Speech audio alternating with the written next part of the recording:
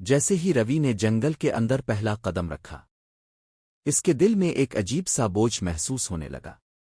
ایسا لگ رہا تھا جیسے وہ کسی عام جگہ میں نہیں، بلکہ کسی ایسی دنیا میں داخل ہو رہا ہو جہاں ہر چیز اس کے خلاف ہو۔ چاروں طرف گھنے درخت تھے، اتنے اونچے اور قریب قریب کہ آسمان کا نام و نشان تک نظر نہیں آ رہا تھا۔ چاند کی ہلکی سی روشنی بھی ان درختوں کے گھنے پتوں سے گزر کر زمین تک نہیں پہنچ پا رہی تھی۔ ہر طرف اندھیرا ہی اندھیرا تھا۔ روی نے اپنی جیب سے ٹارچ نکالی اور اسے آن کیا۔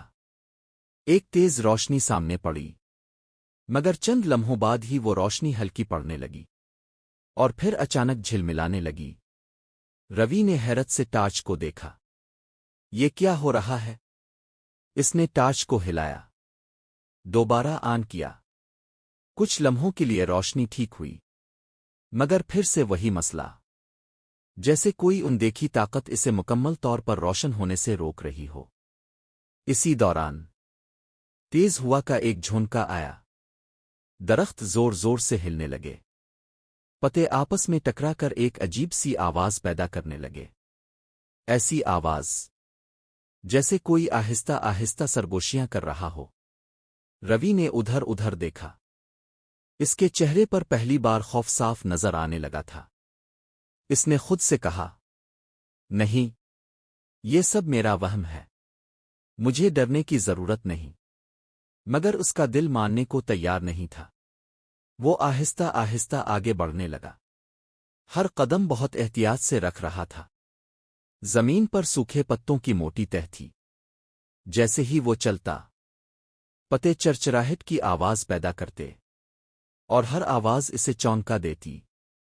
اچانک اسے محسوس ہوا جیسے اس کے پیچھے بھی کوئی چل رہا ہو۔ وہ فوراً رک گیا اور چند لمحوں کے لیے مکمل خاموشی چھا گئی، صرف اس کی سانسوں کی آواز۔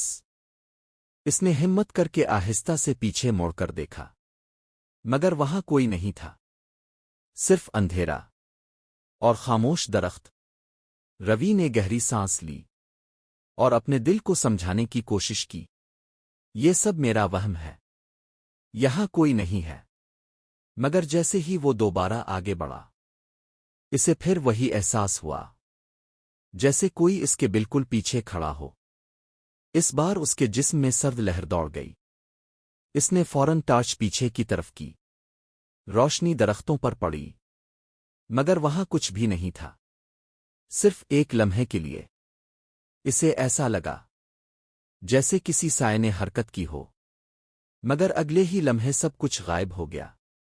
روی کے ماتھے پر پسینہ آ گیا، حالانکہ موسم ٹھنڈا تھا۔ اس نے اپنے ہاتھوں کو دیکھا، وہ ہلکے ہلکے کانپ رہے تھے۔ یہ کیا ہو رہا ہے میرے ساتھ؟ اس نے آسمان کی طرف دیکھنے کی کوشش کی، مگر گھنے درختوں نے ہر طرف سے راستہ بند کر رکھا تھا۔ ایسا لگ رہا تھا جیسے جنگل اسے اپنے اندر قید کر رہا ہو۔ اسی دوران دور کہیں سے ایک ہلکی سی آواز آئی، جیسے کوئی آہستہ آہستہ چل رہا ہو۔ روی نے فوراً اپنا سر اس طرف موڑا، مگر اندھیرے کے سوا کچھ نظر نہیں آیا۔ پھر اچانک اس کی ٹارچ مکمل طور پر بند ہو گئی، چاروں طرف مکمل اندھیرا چھا گیا۔ اب نہ کچھ نظر آ رہا تھا، نہ ہی کسی چیز کا اندازہ ہو رہا تھا، صرف ہوا کی آواز اور دل کی تیز دھڑکن۔ روی نے جلدی سے ٹارچ کو دوبارہ آن کرنے کی کوشش کی، ایک بار، دو بار، تین بار۔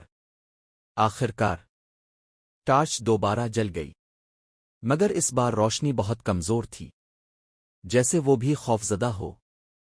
روی نے ہمت جمع کی اور آہستہ آہستہ آگے بڑھنے لگا، مگر اب اس کے دل میں ایک عجیب سا یقین پیدا ہو چکا تھا کہ وہ واقعی اکیلا نہیں ہے، کوئی ہے جو اسے دیکھ رہا ہے، جو اس کے ہر قدم پر نظر رکھے ہوئے ہے، اور شاید صحیح موقع کا انتظار کر رہا ہے۔